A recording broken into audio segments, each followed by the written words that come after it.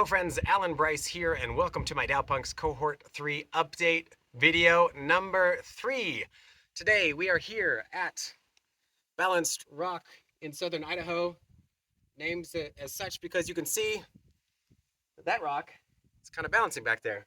I'm surprised it hasn't fallen over. It kind of looks like Elvis with that big poofy hair. There's a face on the other side. Maybe I'll splice in some B-roll for that video, for this video. But first, I want to get into a bit of technical difficulties update. I packed everything, got everything ready, SD cards loaded, everything charged, good to go. And then I left all my camera kit at home. So we are doing this on smartphones today. Special shout out to my lovely wife for being my videographer. Can you say hi, hello? Hi guys. That was very enthusiastic. She's very hot right now. Konnichiwa. Sitting on a very hot rock. We are in open sun today with no cloud cover. Probably like, I don't know, 95, 98 degrees. We got a bit of a breeze, so that's good. Without further ado, let's get into this week's video. I got my notes here. I usually like to just write down a few notes and then kind of shoot from the hip. But recently I've been writing these all out. So we're going to do a bit of reading again. Doesn't make for the best TV, but I got a lot I want to get through today. And I can barely see this because I'm in direct sunlight. We're going to do the best we can. So in my last video, I talked about the work game, and if you are playing the right one, and if you are not, well, you need to change the rules or change the game.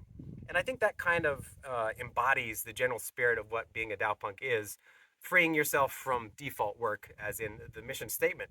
Now, a lot of us are here because we want to change the rules and the game. And I think that's what Web3 technologies and DAOs are kind of doing. They're disrupting what we think of as default work. We are still figuring it out, and there are a lot of growing pains, but we are here, and I think a lot of us are very glad we are here, changing for what I hope is the better. But what about freeing yourself from the default life? Now we talk about default work. Let's free ourselves from default life. Now, work is a huge component of that for a lot of us, but it's not the whole story. And regardless of whether you specifically enjoy your career or not, I think, on the whole, most of you probably want to enjoy your life a little bit more than what you are currently doing. So, how do you free yourself from the default life? The short answer, I don't know. I don't really know. That is to say, I don't know for you. Everybody's different. Everybody's life situation is different. So what I can tell you is what I'm doing specifically for me. And I might actually kind of break this into a couple of videos. We'll see how this one goes. But what I am specifically doing to change or to break free from what I am seeing as my default life that has been presented given my specific circumstances, where I live, where I grew up, where I am in life right now. So, in the last video, I mentioned writing down your values and being brutally honest with yourself. And I kind of want you to overlay that or compare that with the kind of lifestyle you want to live. You will probably want to take some time to think about this deeply. And, like I said, write this all down. It's very important to write this down and reflect on and make adjustments to your values, like we talked about, and the kind of lifestyle you want. Now, author Cal Newport really dives into this idea of values-based lifestyle-centric career planning. It's very much a mouthful, but I highly recommend you check out his work. His books are fantastic, and so is his podcast. Definitely had a big impact on me and kind of the vector change that I had in my life. I will leave a link to that or to his website in the description of this video. Now, I kind of always go back to the ideas of health, wealth, and relationships, kind of the key pillars of my life, and then I break those down into more specific components, but a lot of those kind of interlink, if you will. As an example, it's a very large truck going by. As an example, a very important component of my life that has emerged in the last decade or so has been mobility, or this idea of mobility. Being a little bit social mobility, but more of the ability of being able to move around, just in general, physically, if you will. You see, my wife is Japanese. She said hello earlier, and I am American, and we would like to, along with our 3 children, spend time in both countries, and this requires a lot of mobility and flexibility in our life. And within that, we would like to have the freedom and confidence to move where would be best for our family given that particular time. And I'm not talking about van life here, but I think you know what I mean. So, when thinking about all of this, every single pillar and almost every value led me to a similar endpoint, or I guess thing that I could adjust that for my life in particular. Again, I'm talking about me, and that was cutting loose the excess baggage in my life, both literally and figuratively. So basically, I was playing the wrong game, so I decided to change that particular game. So I have some possibly confusing imagery, but I think it'll help. So just stick with me here. We're going to do it anyway. It's kind of like I imagined for years. I've been chugging around in this long ass freight train when all I really needed was an engine, a boxcar, and a caboose. Hauling all of this baggage, this stuff, and all of these unnecessary feelings and concerns all of the time, everywhere, and it was really weighing me down, and it was really affecting my ability to pursue this value of mobility and just basically every other value that I wrote down for my life.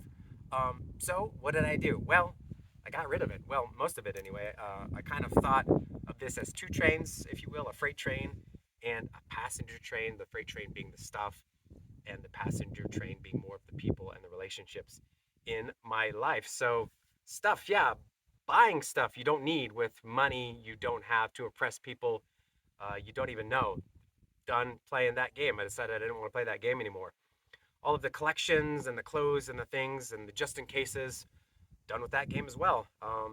Keeping up appearances, maintaining shallow, draining relationships, concerning myself too much about the opinions of others, which, by the way, didn't even notice you, or those people don't notice you that you're trying to impress because they're too busy playing the same game for themselves as much in the same way that you are.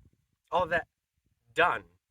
So, and by the way, if we're talking about a superpower, being able to detach yourself from the opinions of others, I mean, there's some people that you need to very much care about their opinion, but by and large, 99% of the people that you put in your life, you really don't need to concern yourself with their opinion.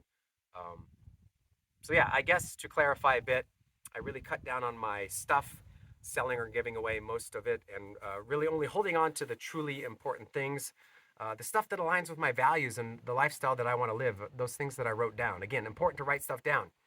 I'm actually going to take it a tiny bit further in a personal challenge soon, but that will have to wait until I get back to Japan. Hashtag alpha. I also did the same thing with a lot of my relationships. God, this rock is sizzling my ass right now. Don't laugh. Don't laugh. So, sorry. I also did a lot of that same thing with my relationships, letting go of the superficial and keeping the right ones, and really tried to reclaim time for my family. By the way, everyone always talks about family being a value. That's like low hanging fruit. But how many of you actually follow through on that value? Something to think about. So, yeah, superficial. This allowed me to. Oh, sorry, I jumped ahead here. I'm trying to read again. So yeah, superficial. I'm really trying to get rid of the superficial in my life, the unimportant. Again, being somewhat ruthless and unapologetic, but not in a mean way. Uncoupling a majority of those train cars that I have been transporting and that have been weighing me down. That's key here. Uncoupling those cars that you don't need. Uncoupling the default, if you will. And this has allowed me to be more mobile. One of my values, like I said, be lighter, have more time, improve my health with that time, relationships, yup, improving those. Wealth is a work in progress, but in terms of overall quality of life, I would say yes. Wealth to me just doesn't mean financials. And this is just one thing. This is just one thing that I wrote down that I wanted to improve, but it has had a huge, huge positive impact in my life. And to be clear, this is not me telling you to get rid of all of your shit and delete all of your contacts and all of that. This is just what I did for me. If you want to keep all your action figures, your Blu-ray collection, a closet full of clothes, and a gajillion Facebook friends, by all means, go ahead and do so. Just know why you are doing that and if it fits into your framework, if it aligns with your values. And again, be brutally honest with trying to get through the sentence. Are you doing what you want to for you, or are you doing it because it is the default, because it is easy, or it is what you are told, or it's what everyone else is doing? So, yeah, take your list, your values, and your desired lifestyle, and try to find at least one train for yourself that you can possibly uncouple a few cars and see how far that takes you.